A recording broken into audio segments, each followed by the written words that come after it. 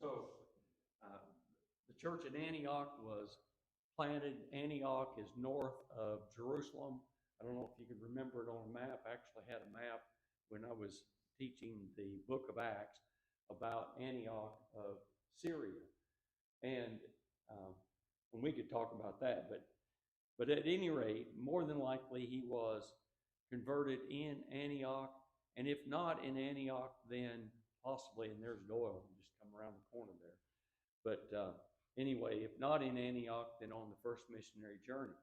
But I think the thing that at least stands out in my mind more than anything else concerning Titus is he served as an example to the brethren at Jerusalem during the Jerusalem conference. Now, Timothy, he was noted for being timid. And in fact, I suspect that our word timid comes from Timothy because of that fact. And Timothy was a young man, and there's actually a couple of different times when Paul addressed Timothy, let no man despise thy youth, and things like that. There's actually two different times, and that he addressed Timothy as being young. But Titus, he doesn't address him that way. In fact, he says, let no man despise thee. So he doesn't mention anything about his youth. That's in Titus 2 and verse 15, I believe. But nonetheless, he is the opposite of that. But look over to Galatians chapter 2 and look at verses 1 concerning Titus. In verse 1, he says, then 14 years after I went up again to Jerusalem with Barnabas and took Titus with me also. So this is a reference to the Jerusalem conference and what Paul, his participation as far as the Jerusalem conference was concerned. And of course, we remember also that what took place as far as between him and Peter was concerned as a result of that. Now, it didn't take place at the Jerusalem conference. It would have been afterwards.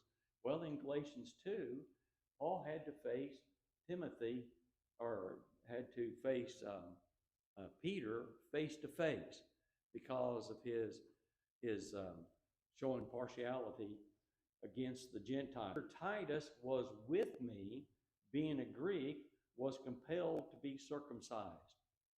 So with reference to Titus, he then accompanied Paul. And really, when you look at that particular situation, Titus was used as an example of a converted Gentile. Now, as far as the church in Jerusalem was concerned, what were they by far the majority, at least? Jews. That's exactly right. So could you imagine being a Gentile? And you remember the situations with Paul there in Jerusalem and all that went and took place. And there was no evidence for it, but they thought that Paul brought a Gentile into the temple. What did they try to do to Paul? You remember? Yeah, and if he hadn't been saved by the Roman soldiers, he would have been killed. And then even after that, they plotted against him to kill him at a different time. But Agrippa, I believe it was, warned them. Now, Doyle, would you like to take this class over, or you? No, you guys started.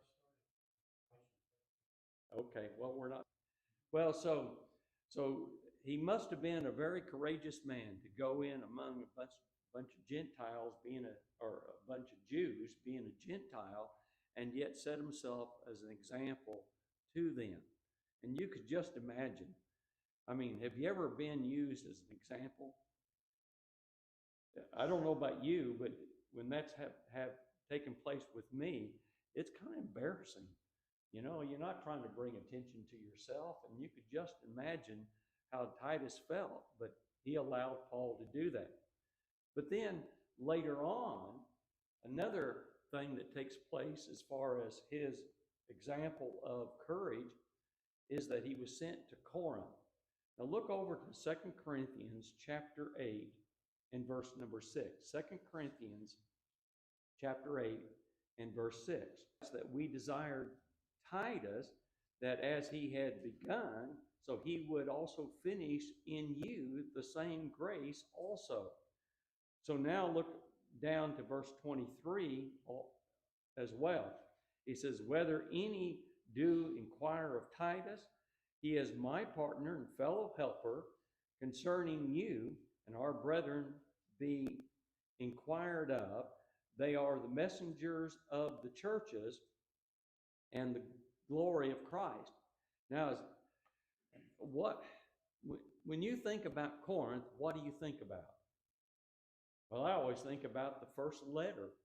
Now, Corinth was the city itself. Corinthianize was a term they used in the first century, and it meant to corrupt, and usually with reference to moral corruption because of the different things that took place there.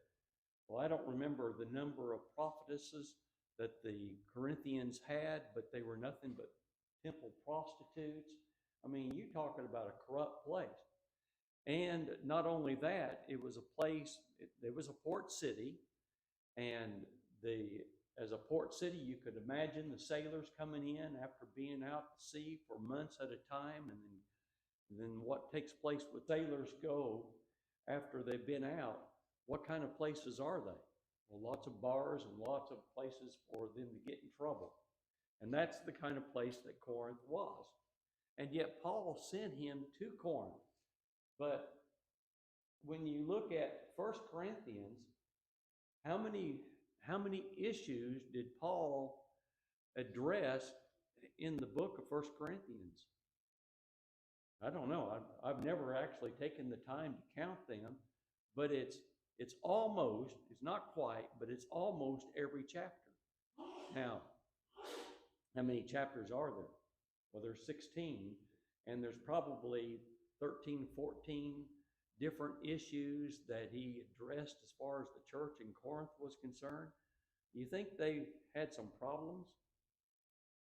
And in both, defend himself, they were rebelling against authority. And you remember that one of the biggest things that Paul dealt with in both epistles was the division that took place there. You remember in the first epistle, he said, I'm of Paul, I'm of Apollos, and I'm of Cephas.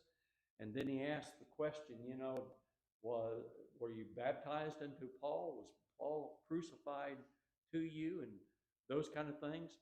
Then in chapter 3, he went back to that same topic, and he said, you're carnally minded because you're following after a particular man. And so that's the situation that existed in Corinth. Now, there have been occasions in which I've gone to a congregation knowing that they had a lot of difficulties, knowing I had to address it. Quite frankly, I've tried to avoid that for the most part. Could you imagine an older man, Paul, and saying to you, Titus, you need to go to Corinth? And you'd be going, well, wait a second, Paul, are you sure that I need to go there? I mean, it would be a difficult work. But yet Titus went. Look over to again in 2 Corinthians, chapter 12 and verse 18. Chapter 12 and verse 18. There he said, I desired Titus, and with him I sent a brother, the Spirit. Walk we not in the same steps? So Titus, I get the impression that Titus must have felt at least somewhat at home with them, because Paul, in defending himself, said, I've walked the same way Titus walks. I don't do anything different than he does. Now, as far as the church in Corinth was concerned, I don't know all the details behind this, but I do know that Paul chose not to be supported by the brethren there. It was a new. There are occasions where a preacher has to get support outside. And I think about new works that I've started and had a part in planning.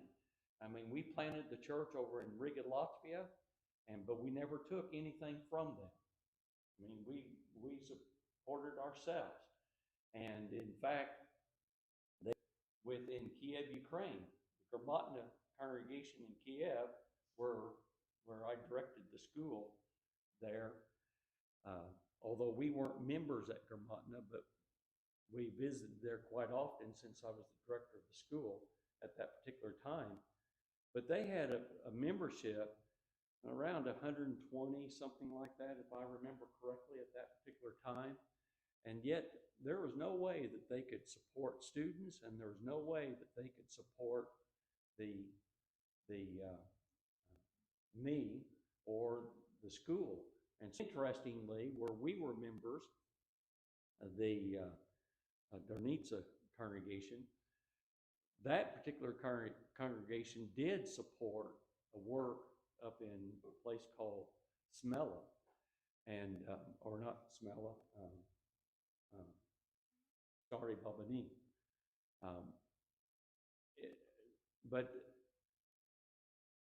Stary Babani was a new congregation, and I'm quite confident that because of the Americans, they had the money to be able to. We went up there, or down there, I guess it would be. But anyway, they bought an old house there.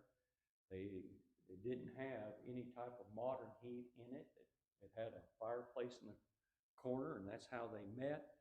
It had wooden benches, and I'm talking about like you would put on your back porch, probably, but what you would put on your back porch is probably a little bit better than what theirs were. And I think they even had if I remember right, it even had a dirt floor. So, and it didn't have running water, which was typical of some of the towns in Ukraine, the smaller towns. But they had a membership that was very dedicated, and it was really quite refreshing to know. In fact, there was a man, his name is Valentin, and him and his wife, and I don't remember his wife's name. Do you remember? They had 3 kids, which is unusual. Most Ukrainians have 2 kids, and that's it. But they had 3 kids, and they lived actually about 5 miles away. And they came to services that particular morning. It was raining and cold. It wasn't so cold that it was freezing, but it was raining, and it was really quite cold outside. And they came to services. They had one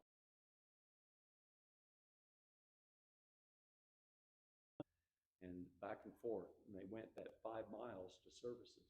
Well, he ultimately became a student, but I understand he went back to that area to continue preaching.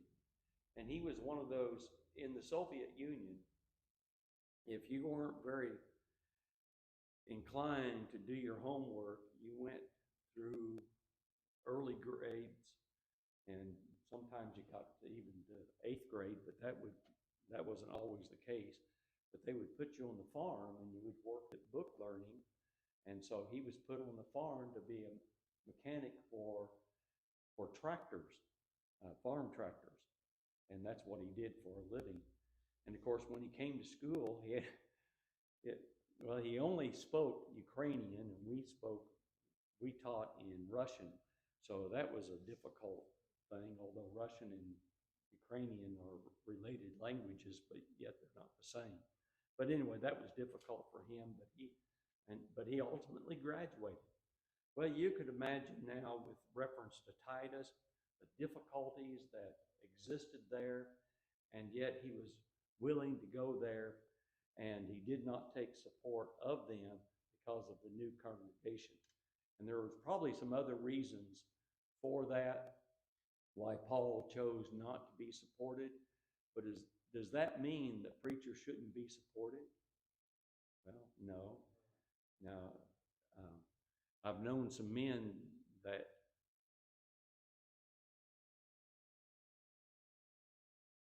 I gave a report one time to a congregation not too far from here. And this fella came up. He was a big old fella.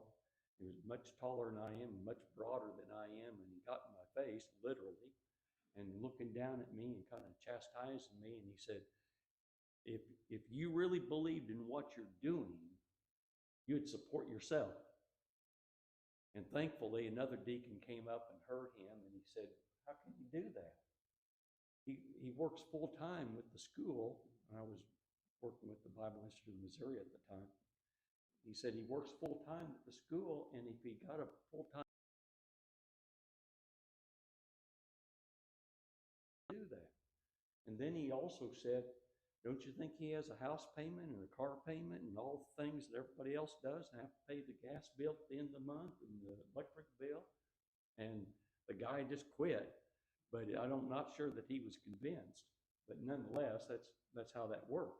Well, Titus could, and no doubt had to be supported to some degree while he worked at Corinth. And yet he was willing to work there. And I think all of that shows just how courageous he was. Well, then, after he worked with the church in Corinth, and we don't know completely the time frame, but 58. Well, then by the time Paul wrote his second letter, or his letter to Titus, which would have been somewhere around about 58, so about 10 years later, he was in Crete. Well, what do you know about Crete? Well, look at verse 12, I believe it is. In verse 5, Paul mentions that he left him in Crete, but look at verse 12 of Titus 1. What's it say? Someone, please.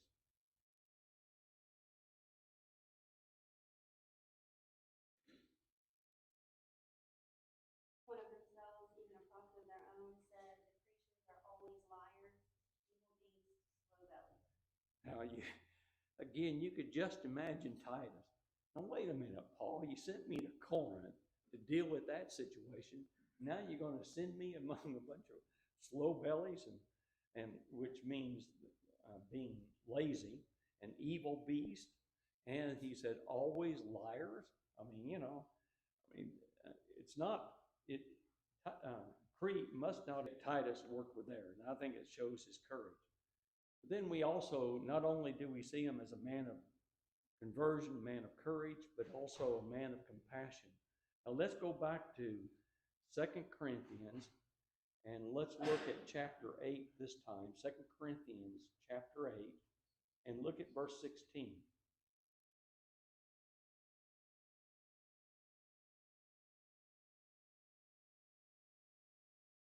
Now in verse 16 he says, but thanks be to God, which put the same earnest care into the heart of Titus for you. Titus was a man that cared for the Corinthian church and the Christians there at Corinth.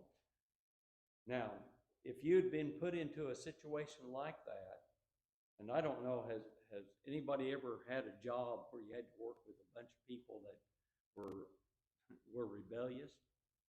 Well, probably most of us have.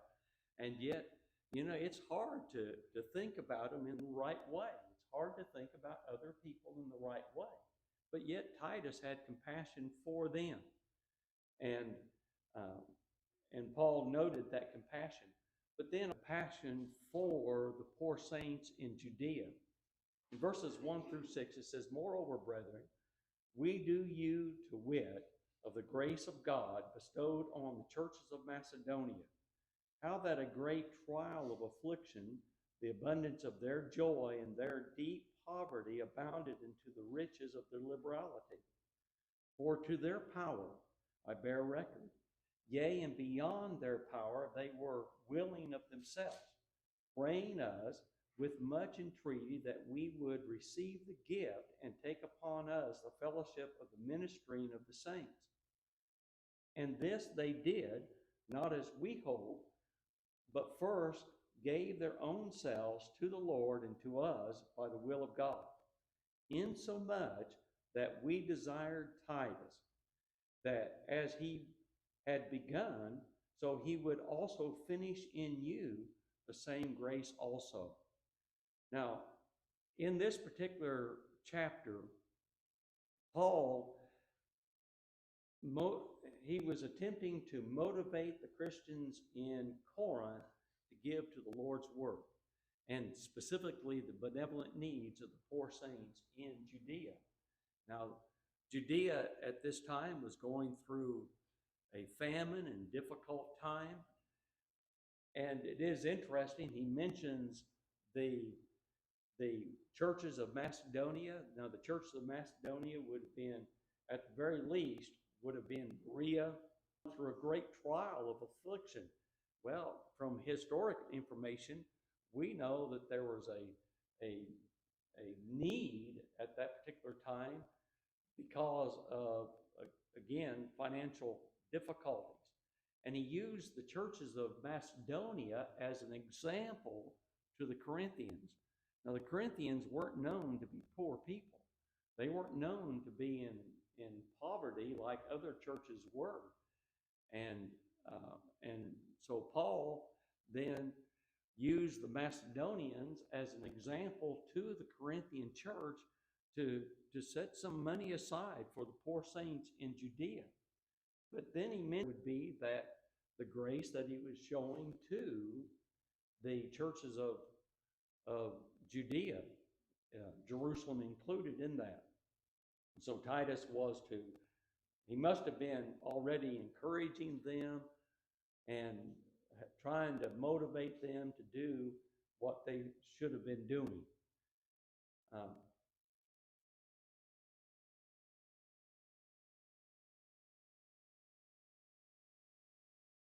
It's sort of interesting there, Shaka. You're talking about that, the grace it talked about, because the same word there in verse 3, chapter 8, that they were freely willing, of course, that's from the New King James, but the same word there to describe the Macedonians, they were self-starters. They wanted, nobody had to prod them to give. All they had to do was say, we need help. It's like, okay, they're out the door. Well, the same word that's used in the Macedonians there, verse 3, says, being more diligent, he went to you of his own accord. And it's sort of like David there, when he when he was messing with the Philistines there, when Saul died there, he had to encourage himself in the Lord. That's after his little band got raided, and they had to pick everything up and go after their family and all their household goods. Well, the thing is, you see that through the scriptures, and we need to encourage one another. But there's a special breed of brethren out there. They just decide they're going to do it.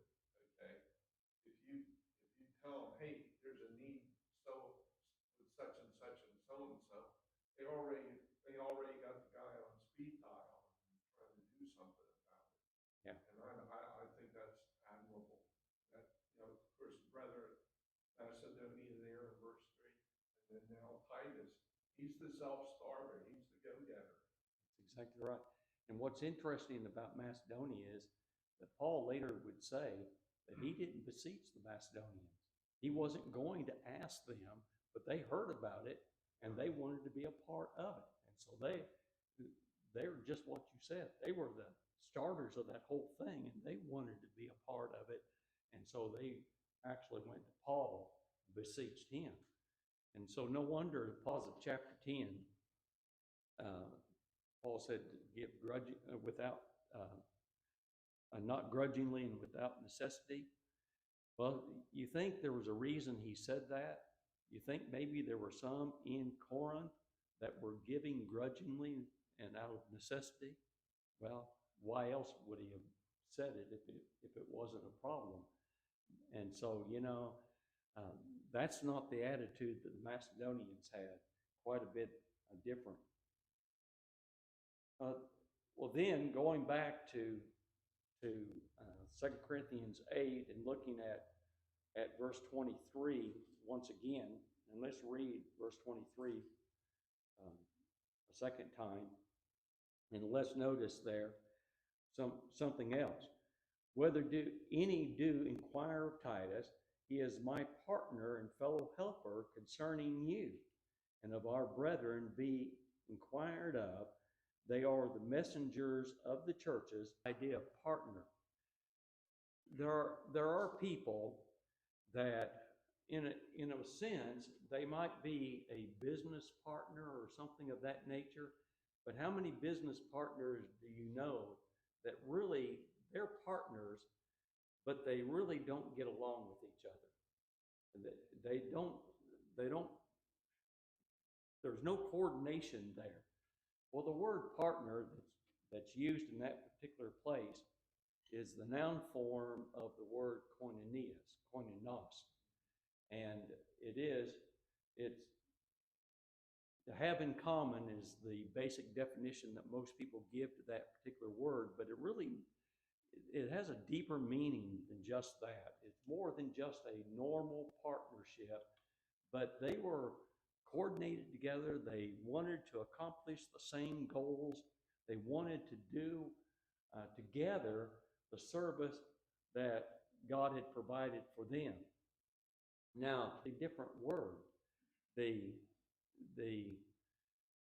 word that's used there, and I know that most of you don't know Greek, and I realize that, and you're probably not interested in learning it, but it's the word soon and the word ergos.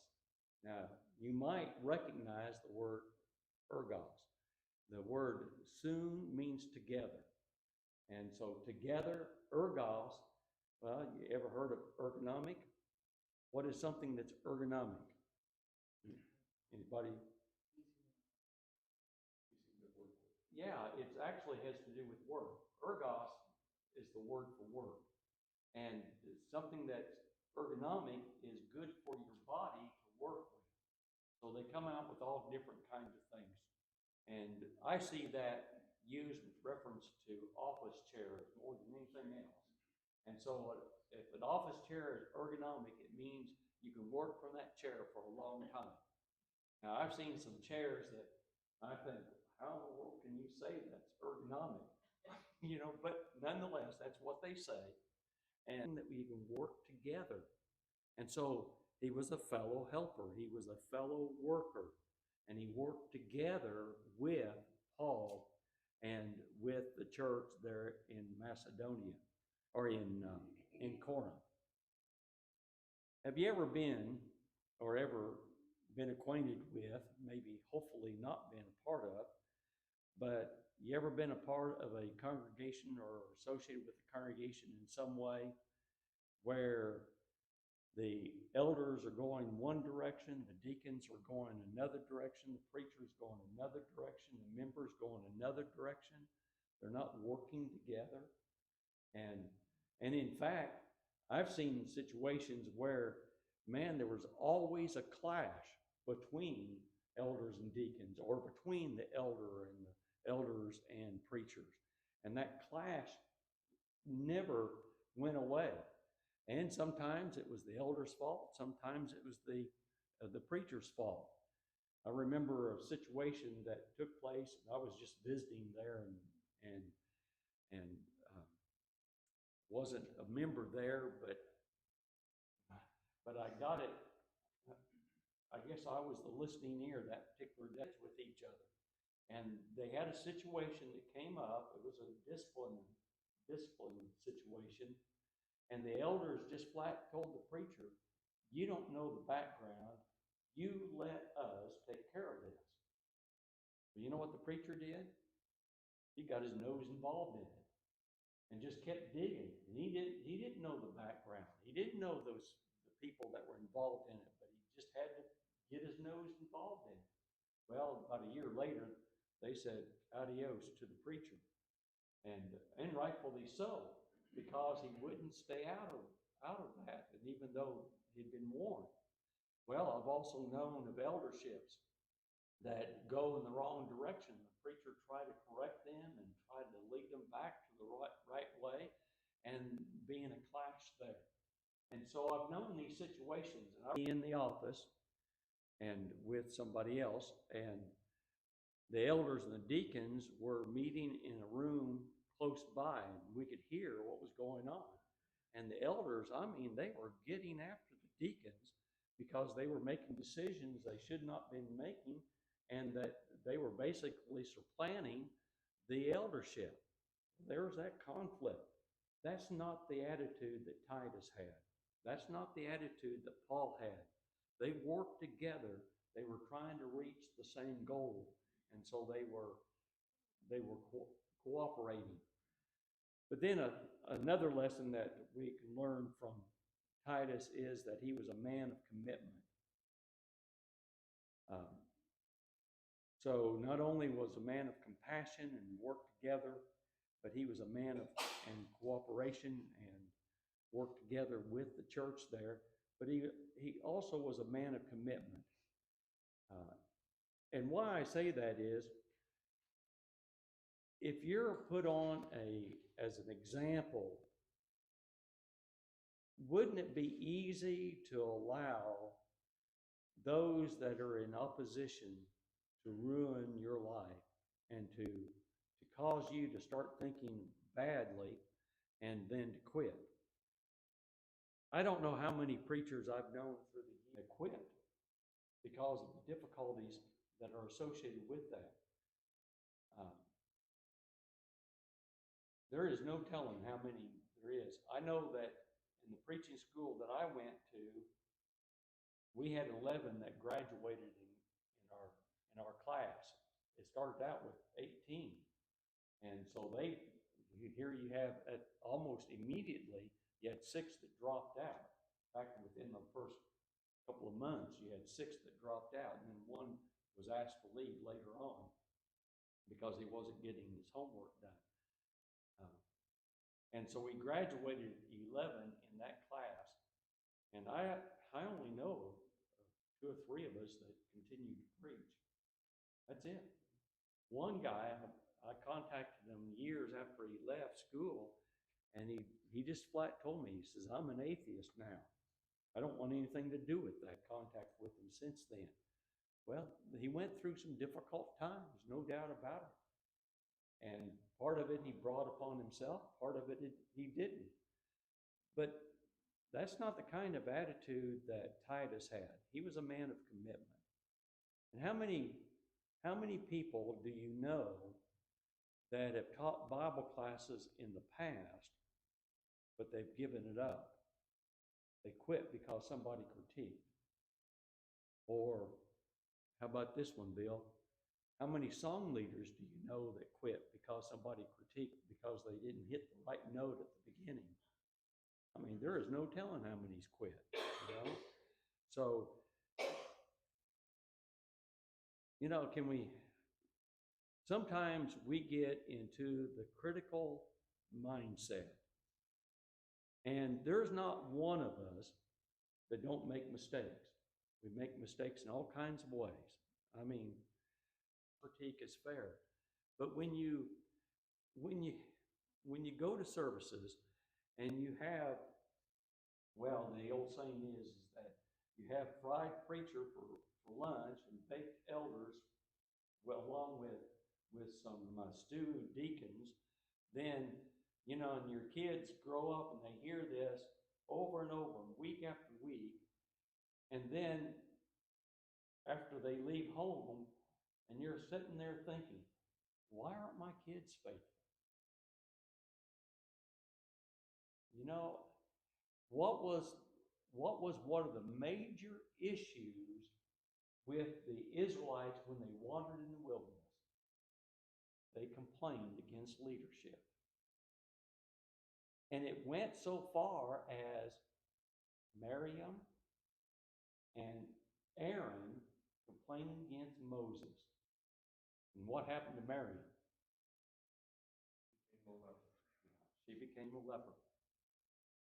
Thankfully, she was healed, and she obviously had a change of heart. So he was a man of commitment. He didn't allow what brethren did to him, or the attitude that brethren had, or critiques, or whatever else, to change. Now, look over to 2 Timothy chapter 4, because we learn of a third place that Titus worked. He worked in Corinth, then he worked in, well, he was first an example to the Judaizers, then he worked in Corinth, then he worked in Crete, but then he ultimately went to Dalmatia. For Demas hath forsaken me, and having loved this present world, is departed unto Thessalonica, Crescens to Galatia, and Titus to Dalmatia. Now, we don't know anything about Dalmatia. We know where basically the area was.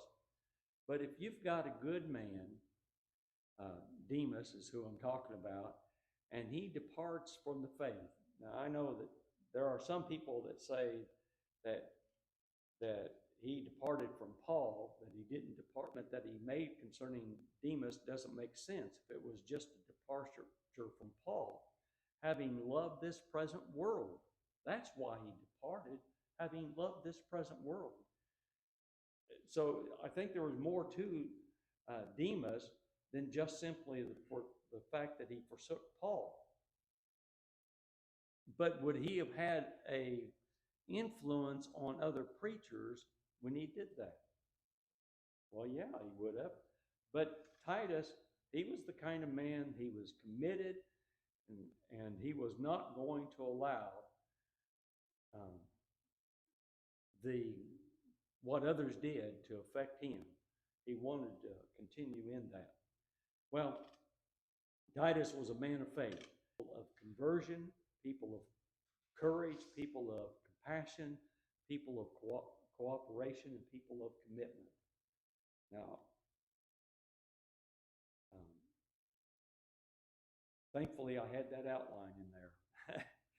So I think we had a fairly good class, and Titus is a good person to learn from.